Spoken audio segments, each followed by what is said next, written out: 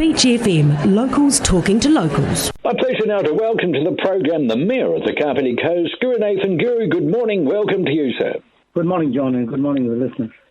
I see that Gull last week criticised the Kapiti Council for delaying approval of a new fuel hub. I think there'll be a few people who would appreciate some lower-priced fuel in Kapiti. Yeah, definitely. I think Gull has got a position to offer in terms of lowering, competition, lowering petrol prices. But the thing is, the location is by the railway station in Paragramo. Yes. Facing the old state highway. Where all the buses used to park up area. Now, that's a highly congested area in terms of access. I mean, you've got a large, fronting Kapiti Road. And on the other side of the railway station, you've got a huge number of cars that are parked. And they come in and out of Kapiti Road. Yes. And also the buses fly over there. And then the largest railway commuter station in the district is there. So it's a highly congested area, complex traffic management issues. So the independent traffic management people study this, said the effects are more than minor. So they need to go through a resource consent process, a limited resource consent process. Unfortunately, the time they applied for it was just before the lockdown. Oh. So there's been some delay associated with it. But I mean, I think given the complexity of the area, particularly when it's congested like that, with multiple vehicle and pedestrian access area, and you're talking about petrol tankers going in and out, servicing it can be a lethal mix. So you've got to be really, really careful. But wouldn't the same arguments apply to the mobile station across Kapiti Road and the BP? The same kind of arguments would apply there, wouldn't they? Yes, same thing. But they are currently in use. So you're adding another layer of complexity to it. But on the other hand, I can see the location is actually quite good because you can suss out the competition really in terms of which is giving you the cheapest fuel, and we welcome that. I see the General Manager of Gull accused the KCDC of doing a sudden U-turn after initially agreeing to work constructively with Gull on a shared transport and fuel hub, working for over 6 months, and then the U-turn. So what was the U-turn? No, I think, when you have a traffic management report being tabled, that tells you, stuff, and you cannot ignore it. If they give you some information that the effects are more than minor, if it's less than minor or less, then, council could say, keep the consent without notifying it. But we do have to go through, I think, a limited notification process, simply because if you ignore the advice of the traffic management report, then something happens, who do you think will be liable? The key element is the fact that it had to go through a hearing for the consent. Right. That takes time. And you think that Gull initially thought that they could get away with not having that public hearing? I think so. And of course, the lockdown didn't help in terms of speeding things up. It just slowed everything down. Everything was slowed down. Indeed. Sooner we get Gull, the better, speaking personally, because, of course, it's not only the Gull prices that go down, the other petrol stations tend to go down when Gull comes into town, which I find an intensely annoying thing. And it really does get me that petrol stations will charge as much as they can get away with. I suppose that is the world of commerce. And we know that the successive governments have been trying to manage that issue with little results. Indeed. Well, let's hope that Gull comes quickly, and let's hope we have a decent public process. Moving on, because I see we are moving on, and your emergency office has ceased operations. Yeah, I think it was on Wednesday or Thursday we wound our operations. It's been going on since the 23rd of March, before the lockdown. At one stage, I think we had, overall we had about 70 staff reassigned to sort of manage the impact of the COVID-19 pandemic. Goodness. And of that, we had about between 5 to 25 of the staff constantly working with the emergency Emergency Operations Center. And that has been really amazing because these are people working on 2 shifts, particularly with level 3 and level 4. We had 2 shifts per week, working 7 days per week, and from 7 a.m. to 7 p.m. Wow. Huge amount of commitment to that. Enormous.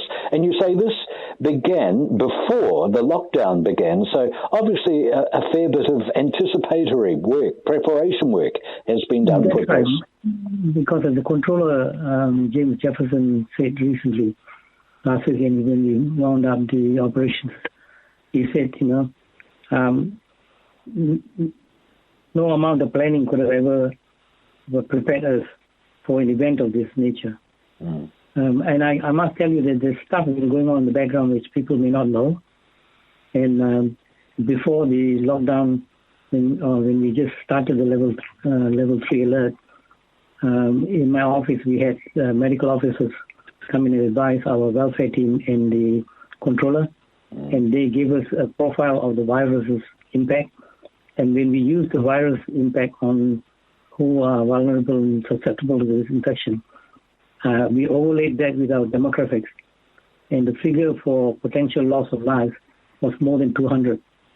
Yes. We didn't publicize this, Yes. but this bore very heavily on the minds of the senior management. We had to check and see whether we had the capacity in our cemeteries, check with the mortuaries that are for storage. That sort of work. But Yes. you don't share that sort of. You don't want to panic people, right? That's the message right. is always keep calm. Check out your, make sure your personal hygiene is good, and stay home. I mean, that was the message. But behind that, there was a whole lot of other things they had to deal with. Yes, I believe the worst case scenario for the country was many thousands of deaths, and I know that hospitals were gearing up to be absolutely jam-packed. It hasn't worked out that way, and that's a very, very good, with the local response as well, that we did the work, and if the worst happens, we were prepared. Yeah. And the other thing, of course, is like the chain of command for this is previously for floods and earthquakes and all has been very clear. We work regionally with the CDM office in Wellington, and the command system says this: you are having a national emergency. We are dealing with the lead agency with the Ministry of Health, and on top of that, later on we had a MBIE and Ministry of Social Development also become key, and they had authority to define who essential workers were.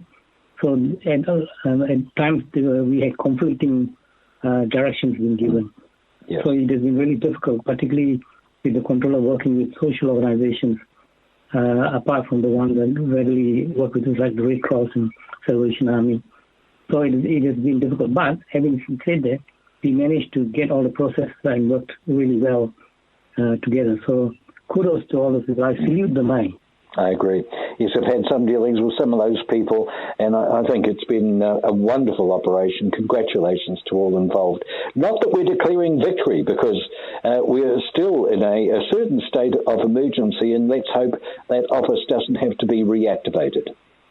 Yes, we hope so. But then we've got a well-oiled template and can spring back to action very quickly.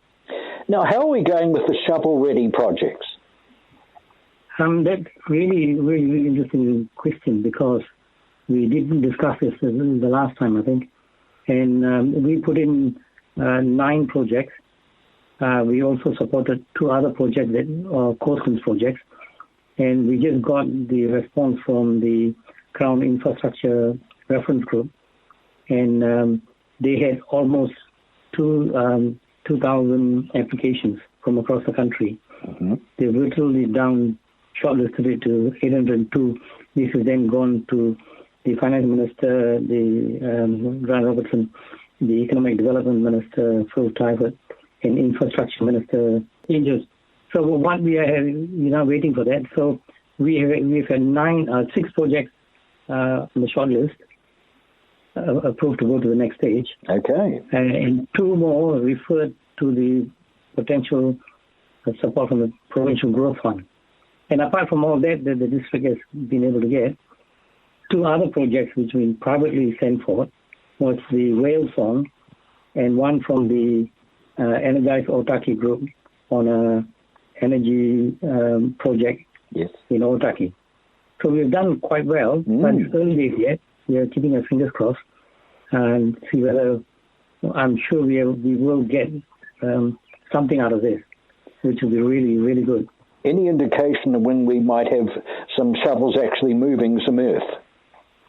No clear direction to when it will happen. But I think in a few more weeks we should start to know anyway. Well, that seems quite promising, doesn't it? Pretty good hit rate there. And one of the things is like most of these projects are projects that we've got already locked down into a long-term plan. Yes. And for councils, we've got tested processes, for the financing of it, and for the supply chain of contractors and all that. We've got many decades of working through this. So I think it's easier for the infrastructure reference group to pick on those to provide the tickle for the economy to start and jobs to be created. I think our top priority, of course, has been the Parapamu Link Road. This is the one that will link from Kapiti Road, from Arafat Road, right across Kapiti Road, through the Greenfields area, yes, to link up to the Hakra Street and Rimu Road. I think that will just open up the Parapamu CBD, which has been sitting there for a long time. Now people were selling firewood there. It was sort of left. But, that area will be critical. So that's one of our prime projects. So I'm hoping that we'll get that one for a start. Excellent. Well, we await further good news about that and other things. And thank you very much for your company this morning. Mayor of the Kapiti Coast, Gurunathan. Guru, thank you so much, sir. Thank you, John. Thank you for listening. 106.3 Beach FM.